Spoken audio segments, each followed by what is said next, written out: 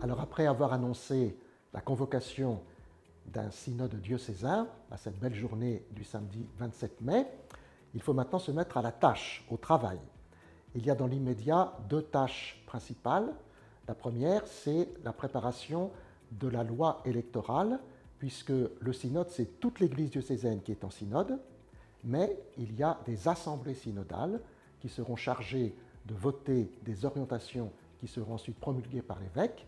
Et évidemment, dans ces assemblées, il y aura à peu près 150 à 200 délégués. Et donc, il va falloir, dès la rentrée, organiser ces élections. Et le deuxième travail qui presse, c'est le travail autour des thèmes qui sont ceux du synode. Alors, vous savez qu'il y a un thème principal, oser l'espérance dans nos communautés chrétiennes, et il y a trois itinéraires. Des communautés ancrées dans le Christ, des communautés renouvelées par l'Évangile et des communautés ouvertes au changement du monde. Pour chacun de ces itinéraires, nous sommes en train de constituer une équipe qui va permettre d'aider l'ensemble du diocèse à travailler ces thèmes de façon à ce que les assemblées synodales puissent les regarder, les ajuster et arriver à un vote. Il y aura 3 assemblées synodales qui vont rythmer le travail de ce synode entre donc le 10 septembre 2023 et le 14 septembre 2025, où j'espère pouvoir promulguer à la fin de la semaine mariale de 2025 les orientations du synode diocésain.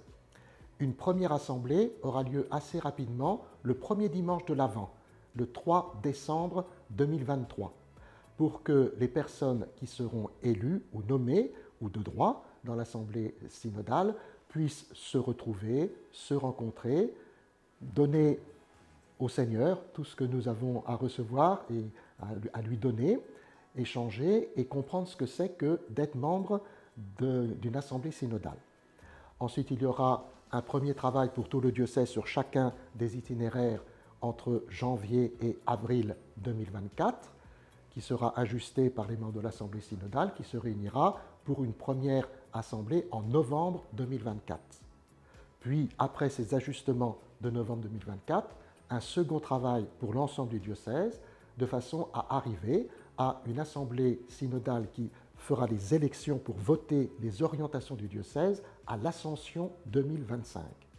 Ceci me permettra ensuite de promulguer, donc le 14 septembre 2025, les orientations pour notre diocèse pour les années à venir. Donc c'est une belle aventure dans laquelle nous sommes lancés. L'élan de la journée du 27 mai me donne beaucoup d'espoir.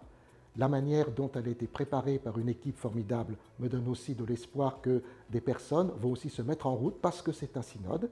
Et j'ai déjà fait quelques appels justement pendant cette journée du 27 mai et je sais que je fais souvent appel à des gens qui sont forcément très occupés et donc à l'avance, je connais presque leur réponse.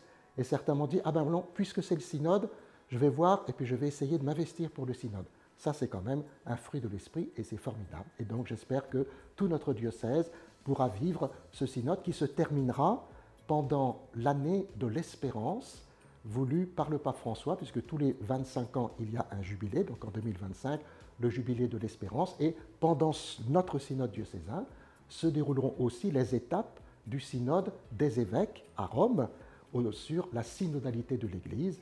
Et donc, nous ferons vraiment un chemin ensemble.